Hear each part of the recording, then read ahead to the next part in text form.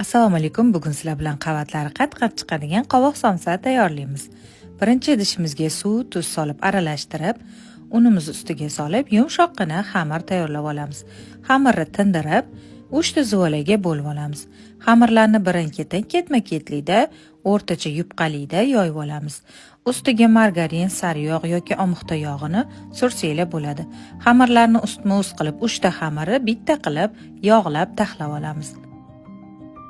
Oxirida xuddi shunaqa qilib o'rab xolodilnikka qo'yib qo'yamiz. Endi qovog'imizni olib, artib, tozalab olamiz. Tozalangan qovoqlarni chopperdan yoki qirg'ichimizni katta tishidan chiqarib, ustiga mayda to'g'ralgan piyoz, tuz, yog' hamda ozgina achchiq qalampir, shakar solamiz, yaxshilab aralashtiramiz. Xolodilnikda turgan xamirimizni olib, bo'laklarga bo'lib olamiz. Juda ham chiroyli xamir tayyor bo'ladi.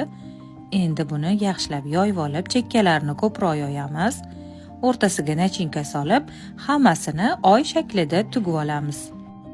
Chetini xuddi shunaqa qilib bukib olamiz.